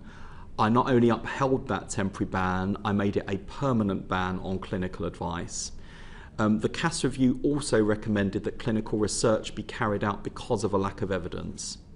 Now, part of the Pathways trial, which will involve around 3,000 young people, looks at a whole range of therapeutic support and interventions which are not at all related to puberty blockers. In the case of puberty blockers, CAS recommended research in this area. approval came only after extremely rigorous safety checks and with multiple safeguards in place to protect young people's well-being, including clinical approval and oversight and parental approval as well. There is strict eligibility criteria in place along those lines, and through the decision-making process, the decision to put a young person on trial must then be ratified by a national multidisciplinary team, and there will be close observation. As part of the trial approval process, it went through extremely extensive ethical approvals processes. And that is the base upon which NHS England has commissioned this trial and authorised it to go ahead. I understand, of course, it's right that you upheld the ban on it originally. So if this trial is to go ahead, it is on your watch and with your consent. There is an alternative. Now, the primary outcome measure of these tests, we learn, is a survey of children who've had, some of them have had, body-altering drugs. There are already thousands of children who've had this. Why can they not receive the survey, the primary outcome measure of these new tests, and they form part of the research? Well, Joe, part of what CAS recommended and will be undertaken is exactly that sort of research into people who are older and have undergone that kind of medical treatment, or indeed other sorts of support, from therapy through to other support from the NHS to understand their outcomes. At the heart of the decisions that I've made to date, I've had kind of two things in mind first and foremost. Firstly, the safety and well-being of an extremely vulnerable group of children and young people. And secondly, to make sure that I'm following kind of clinical and expert advice and evidence. On the decision to uphold the ban and then to turn it into a permanent ban, Not a permanent ban, because you're allowing a test so that children who haven't received drugs so far will do under your watch. A permanent ban on the prescription of these drugs outside of a clinical trial. I've been challenged because I've said in both instances that I was uncomfortable about the ban and I'm uncomfortable about the clinical trial. And both of those statements are true and both of those statements are consistent. Because when I put in place the permanent ban on puberty blockers, I was confronted with a whole group of young people and their parents who looked me in the eye and told me that I was doing real harm to them, to their lives, to their mental health and well-being. I was, those are not comfortable conversations to have. And I've had to weigh up at all times whether withdrawing access to this drug or enabling access to this drug is likely to do more or less harm depending on the choice that I've made. And that's the sort of consideration I've had to make in Can I ask you a question that is about public policy? And that is the potential for a lower age limit, an age limit under which no child can consent. In law, no child under the age of 13 can consent to sexual activity because they don't have capacity, they don't understand what it means. How could children under 13 consent to body-altering drugs that will change or even block their sexual development potentially forever? How can they possibly have capacity to understand what that means? Will you consider a lower age limit by which no child can receive those drugs because they cannot consent? So two things. Firstly, no child in this study is able to give consent and therefore to be a participant in the trial and receive puberty blockers. In order to participate in a trial, a young person would need to give informed assent, so repeating back to the clinician what the risks are and why they would want to go through them. It is the child's parent or guardian that would need to provide informed consent. Absent of that, a young person would not be eligible to participate in the trial. So I absolutely agree with your assertion that a young person cannot give consent. What they would be required to do is give a formed assent, and it is for the parent or guardian to provide consent. Absent of that, they cannot participate in the trial. I am, by the way, very happy for Parliament to continue to scrutinise, to debate and discuss. I do think these are finely balanced judgments, and all the way through I've had to weigh up risk of harm to children and young people, which is why it's not straightforward, why I've lent on clinical advice from people far more qualified than us to make these decisions. But this is not easy, and it is not a comfortable decision, and it's one that I wrestle with on a daily basis. Thank you very much. So I need to move on to scandals. So it's linked, of course, to the merger that we're seeing between DHSE and the department. First question, very simple. Are we ever going to get an answer to the Hughes report, Secretary of State? It's been 2 years. Yes, yes, you when? are. We are working with our colleagues at the Cabinet Office to address what are a whole number of issues, from the Hughes report through to obviously work on infected blood is now well underway, but we've got other issues. I think particularly about the vaccine injured community. There are a whole bunch of patient groups who have been failed by the NHS which historically. Is what I'm trying to come to. The Hughes report was meant to be a blueprint for particularly the redress part of this, and as you'll know, many, particularly those who were suffering from Primados, which was a historic injustice, not yet recognised, in fact, I think, by the department as being the injustice that the victims describe it as, but there are many others. The reason I'm specifically asking about the Hughes report is because that was the beginning of the process. Yeah, no, I appreciate that. So we've committed to progress on initiatives to improve clinical service provision before the 2nd anniversary. We are beginning to see progress already on both sodium valproate, on pelvic mesh, but in terms of broader redress, I'd kind of put this under the same category as a number of other patient groups that we're dealing with, where there is a cost attached to it.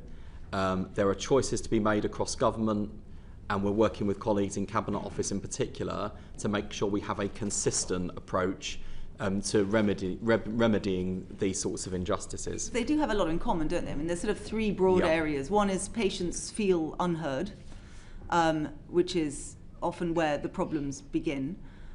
They also want it never to happen again, and they want investigations to happen in a timely way where recommendations are actually implemented. And then the third part is the redress scheme. So once those have been established, which they often are, they then have to fight all over again to get any kind of compensation beyond a mealy-mouthed apology, which frankly doesn't do it for them.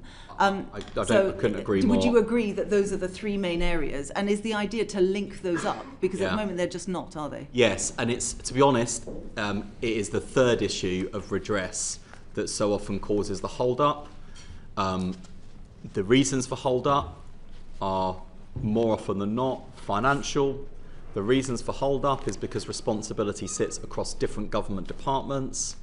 I say this by way of explanation rather than excuse, as you can probably It's also fair to say, right, like we spent, what was it, £3.1 billion on clinical negligence claims in a single year. Some of that money could be diverted if the other three parts of the system were working well. And I do have a question actually for Samantha, because so part of the Dash Review's recommendations is that Health Watch will sit under you.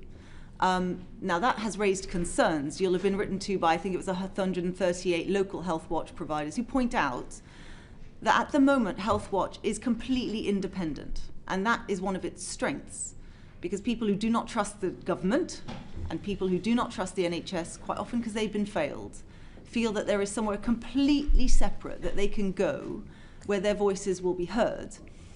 So while you did answer Secretary of State to their letter, and much of what you have said they agree with, it should be closer, patient voice needs to be embedded, I don't think anyone disagrees with those principles, but you didn't at all address the point about independence. And so my question to Samantha, given that you are the one who is going to be running this as part of your department, how are you going to ensure, if that is the way you are going to go, that it's going to be maintain its independence? Because that's the point I don't feel has been bottomed out yet.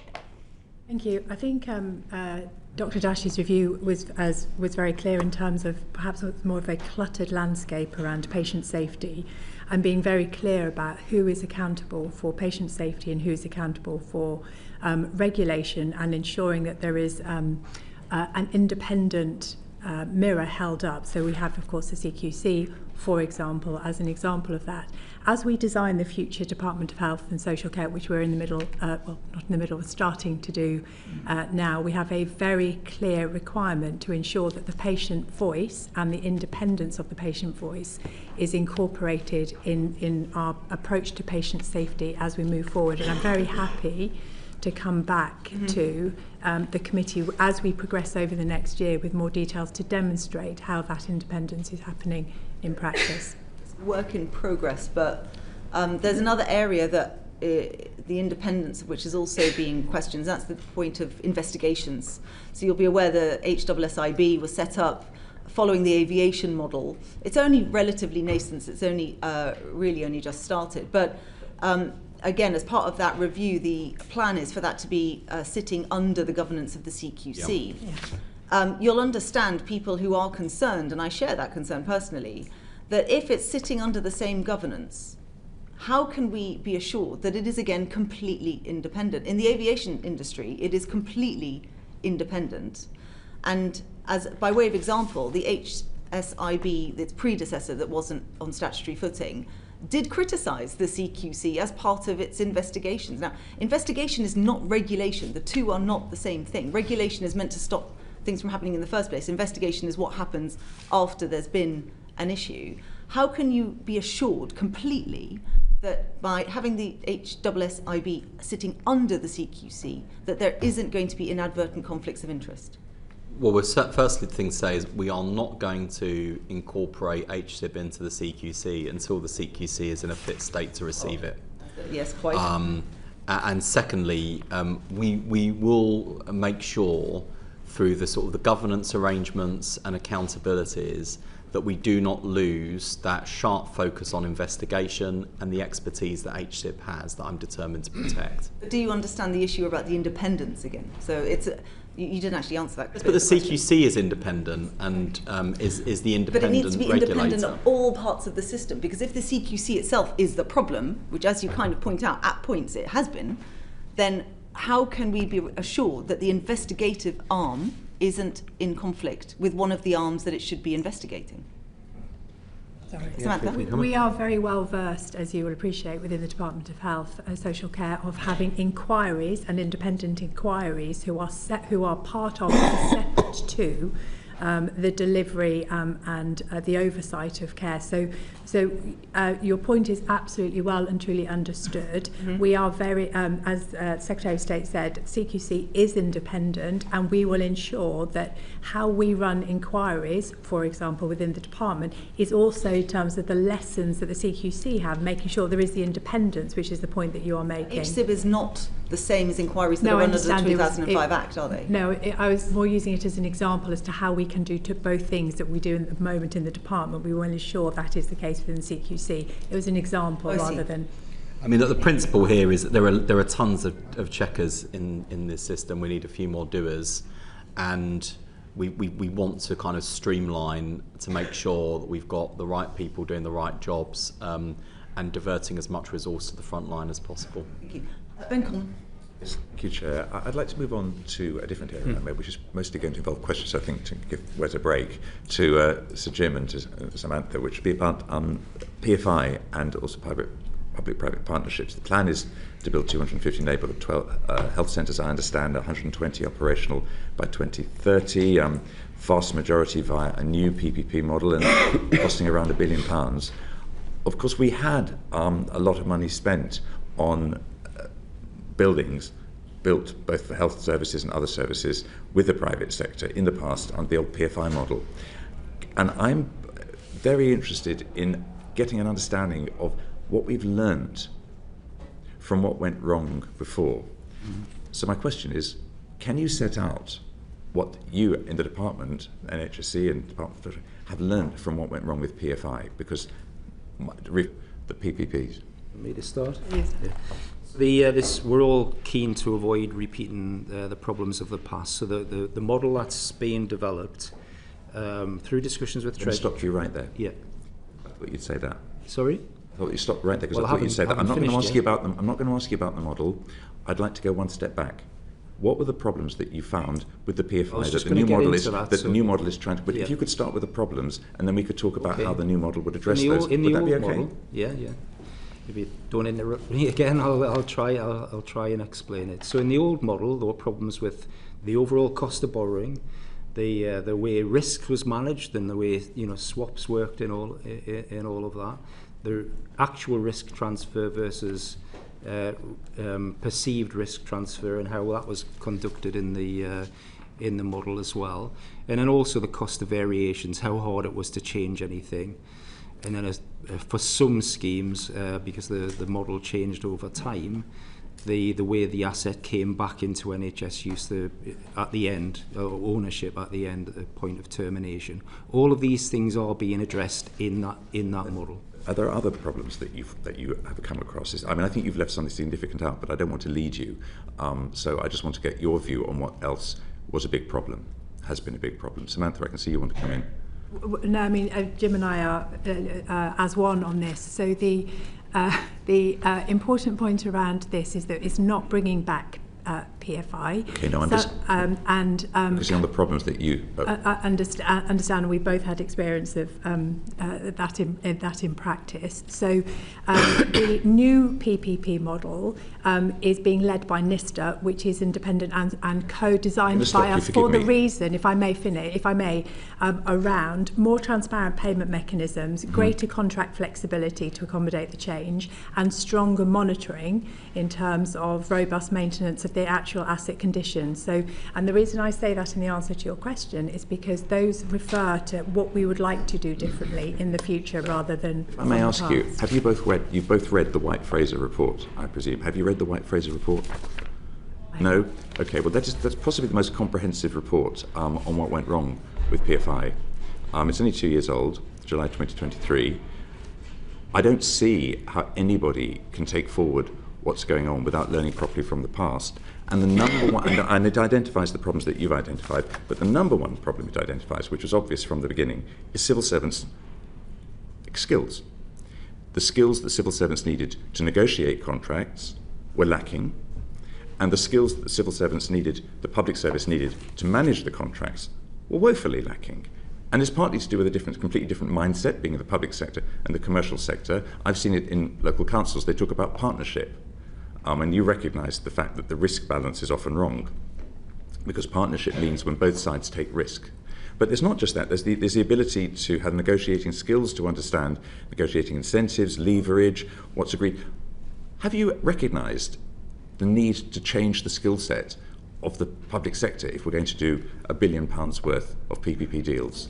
My reference to NISTA was for precisely that point, which is developing these schemes, negotiating these schemes require, as you rightly say, a different skill set, which is why private sector expertise is being harnessed through the NISTA programme and the development in the future to ensure that those people who are designing those schemes and responsible for the negotiation of them take skill sets from lots of different places, which is why I was referencing NISTA. So it is taking that into account. It is a very different skill set. So are you saying that we're getting private sector people in to train up the civil servants in negotiating, or are we going to be doing what we previously did, was effectively took advice from the private sector all the time while we negotiated, and inevitably they will be acting in different fora for the very people we're negotiating with? So are you training up, are you raising the skills of the civil servants so they're able to do this on their own, or are you going to be using lots of lawyers and people from outside to be alongside them? I think the model that's being developed by NISTA, supported by us, will actually build on the lessons from the past, including a mixture of both people from outside of the civil service, outside of the NHS, working alongside commercial. And so I'm very happy to come back as it is developed over the next year or so in terms of what does that look like and what is the skill set and how does it actually work together as we go through. I'm very happy to do so. Just I think my other observation is that in the time that's passed since PFI was introduced, the skills and capability of the system have changed, and there are probably, I suspect we can go back and check, but there will be more people in commercial functions now in the department and in NHS England than there were before, so we want to bring those together. And also, and in the spirit of, you're right, Ben, to make sure that we do not repeat past mistakes.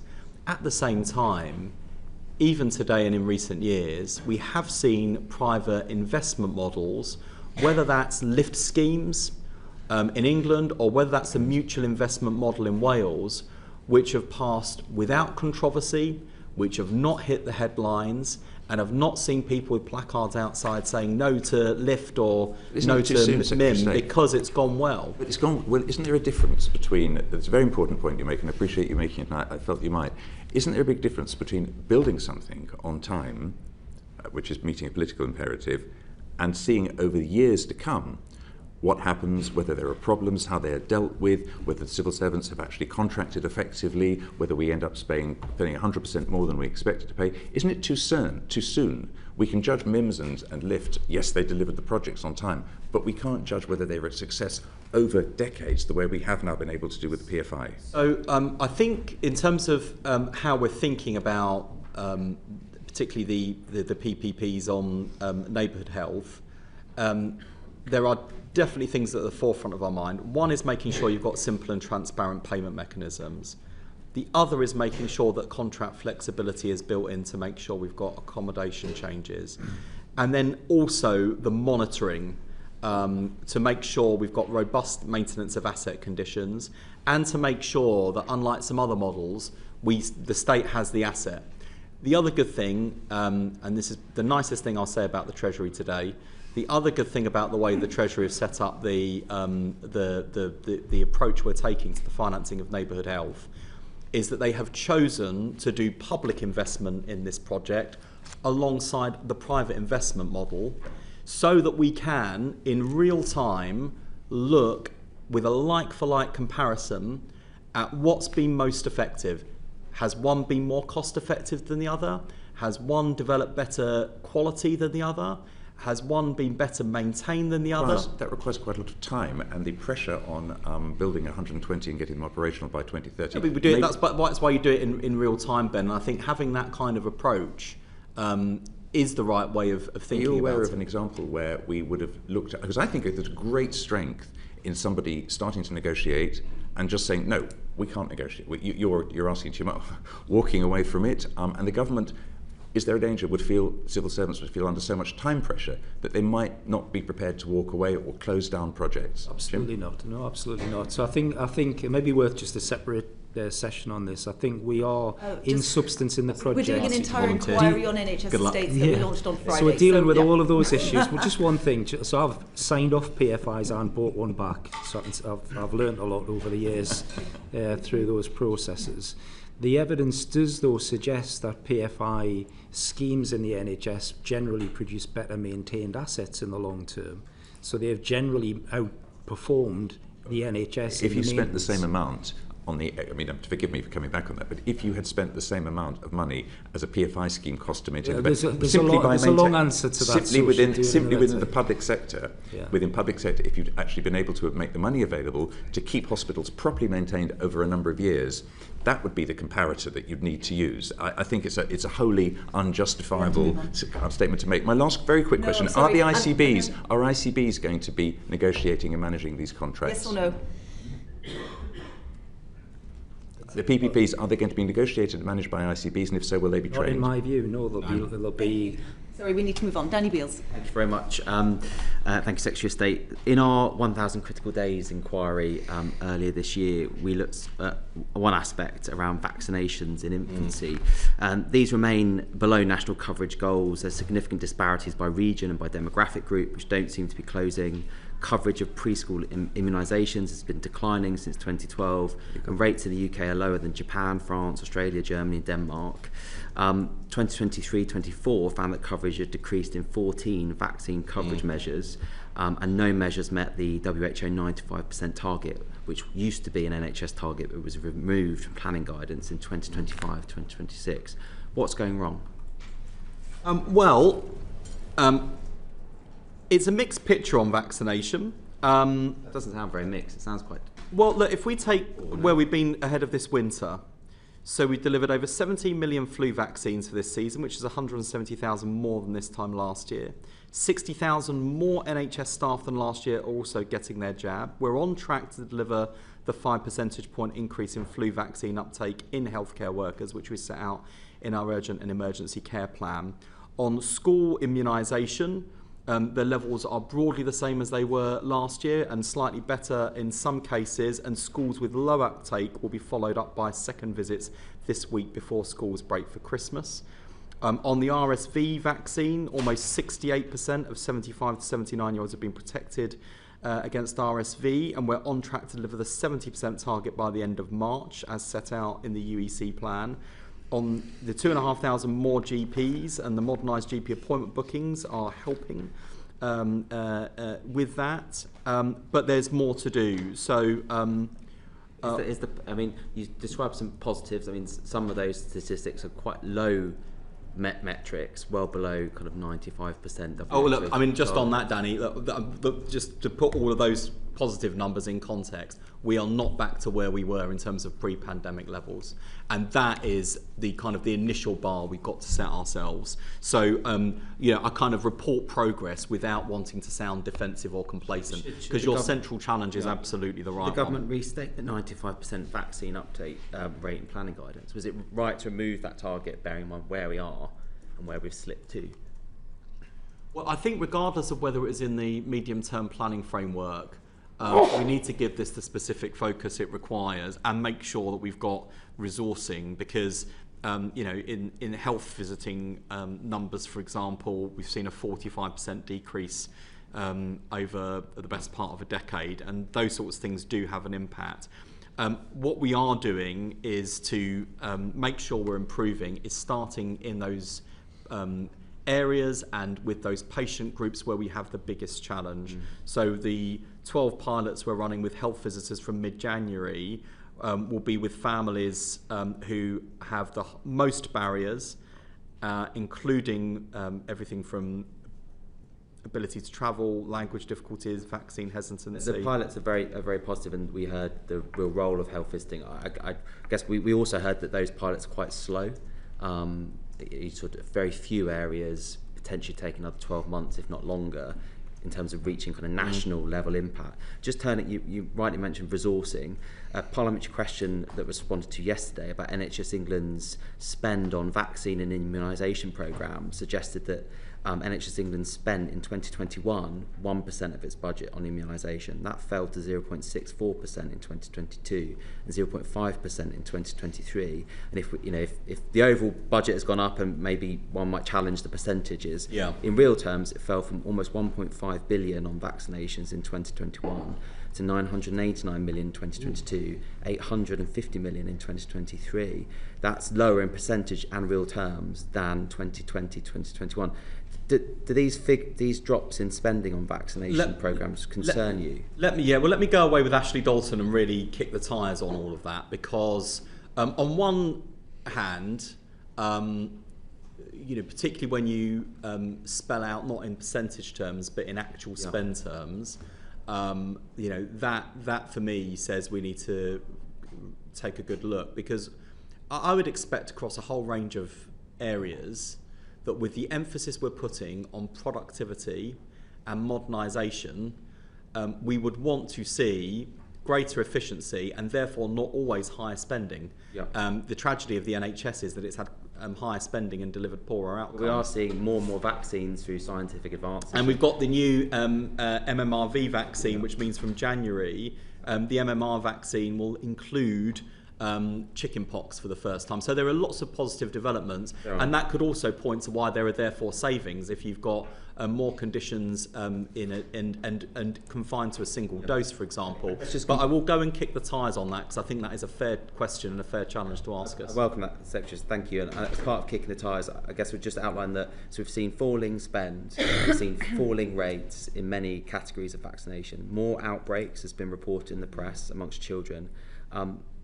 One might say that points that the 2023 NHS England vaccination strategy has not worked, unless it predicted, and that was the strategy, which I hoped it wasn't. No. So as part of kicking the tyres, I hope we might consider updating the national strategy for vaccination. I think you ask a fair set of questions, and we'll go away and look at that in detail and come back to Another issue the committee looked at this year was dentistry, and there was big announcements yesterday about kind of overhauling the dentistry system, as described as a major overhaul, and certainly there were very welcome changes in there around prioritising the patients most at need. Obviously the sector, particularly when we spoke to them earlier this year, wanted the UDA looked at the cap on the amount of activity that dentists could do, changed. It doesn't seem those were in the announcements yesterday. Just in terms of what these announcements mean, is your sense that this is the end of dentistry reform in this Parliament, or is there more to come? No, it's definitely not the end. This is part of it. What I want to see is consistent improvement in the quality and availability of NHS dentistry over time. We are starting from such a low bar.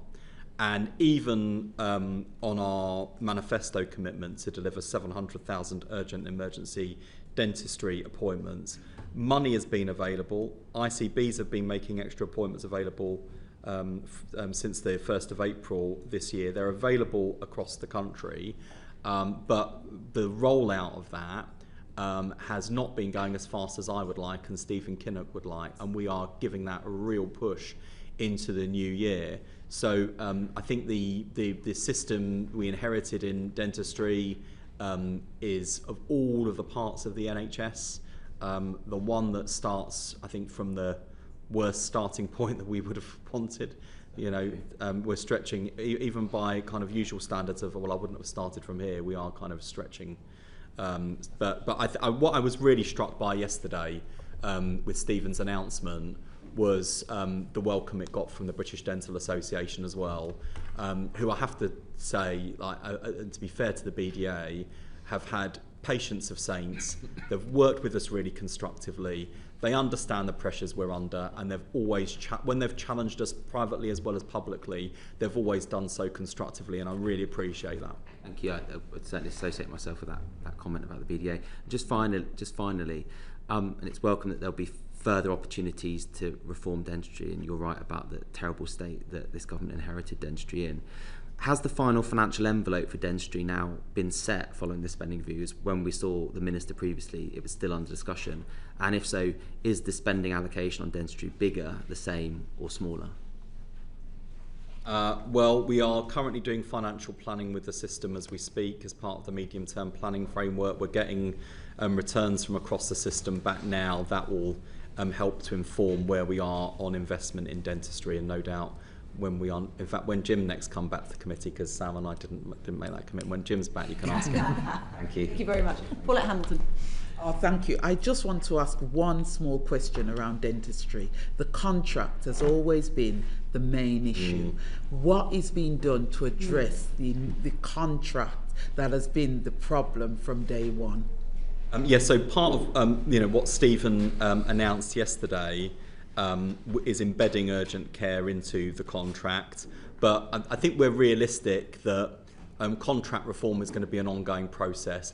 And look, there are lots of, you've heard me say before, there are lots of problems in the NHS which are not about money and are about modernisation and getting more bang for the buck that's going in and changing the way we do things. In dentistry, I would accept that this is also a money challenge as well.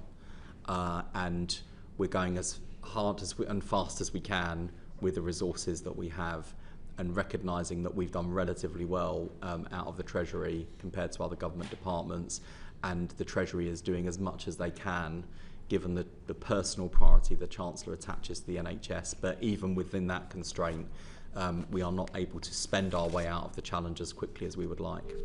Thank you, Wes. Right, now my substantive question is around winter pressures. Now, I always ask about this, so I might bring Jim in to give you time to get some water. Wes, regarding winter pressures, the NHS has been preparing for winter pressures even earlier when we had reports come to the committee than even last year. In your plans, how have your plans for this year been changed based on your experience from previous years? So even though we've prepared earlier, the plans you've looked at, you've tried to change, what has actually changed? Because we're still having this major problem this time of the year. Yeah. First of all, there's a point about what's the future of urgent care? How does the NHS manage winters routinely without having this big sort of pressure every year? And I think we're going to take some time early in the new year, as soon as we can after peak winter, to try and get our plans together about what this should look like in the future. So we'll get out of this habit of accepting that it's a terrible drama for a couple of months over winter, and it's sort of baked into how we work. So first point, we'll come back at a point in time when we're able to talk about that more fully. This year it's been much more locally driven, so less kind of central control and submissions, etc. So the national team working with local colleagues in the summer to start thinking about what the plans look like, and materially, on your point, anticipating where there would be problems and getting ahead of, so what would you do then? What happens then when place A falls over, when ambulance handovers stretch out to a certain point, when Cat 2 response runs out to a certain point? Actually, what happens? Who's going to do what when? And using that, rather than trying to work it out at the time when everybody's stretched, everybody's under pressure, anticipate it, get the plans more robustly in place to do that. There's also, we've been working on trying to make the service more consistent in places, using models that work in certain places, and we've got a bit of work going with the College of Emergency Medicine, some chief exec colleagues and Society of Acute Medicine to create a kind of model for the front door. So again, help everybody understand what works, and over time make sure every system has what normally works. So are you hoping to learn from the mistakes that were made? And I'm not saying mistakes have been made, but from some of the issues that you've faced both last year and this year. Because could it be that working just on a local basis isn't enough, and it has to be driven more centrally? Totally, absolutely, and we've got a lot of work to do to make sure that people understand what works in place X. That's a long way from place Y, and then that be adopted more. You know, how does everybody understand what a standard model should be? There's some judgments in that from our point of view about where we should allow people to work out the local nuance versus where we say this is just how it has to happen everywhere. It works, we know it works, everybody just do it. Commissioners need to commission on that basis. And then also, Paulette, you'll have seen all this stuff in recent weeks about flu and the pressure. We've actually had our first contact with winter in a pretty nasty way over the last month. So 2 weeks ago, I was really worried about what I was doing, the way flu was accelerating, the pressure in certain systems. That looks like it might be starting to settle, still early days, but might be starting to settle in some parts of the country. And the way the service has held on to handover performance and Cat 2 performance especially, which has been the main focus for the NHS over recent years, I think does give us heart that we've been able to learn from last year and make some adjustments. Going to have to stop you. I've got 1 minute and I need to get this in. It's about vaccine hesitancy. I was a nurse for many, many years, as everybody knows. But the big issue is around the health professionals, allied professionals and others that are not taking the vaccines. Has the time come where everybody needs to wear masks to protect patients? Can I ask Wes to just answer that quickly? No, the time has not yet come for everyone to wear masks. But what we are absolutely supporting frontline leaders to do is to determine whether, given the pressures they are under, whether it's the right thing to do to ask visitors to hospitals or other NHS or care settings to wear masks to protect themselves and others.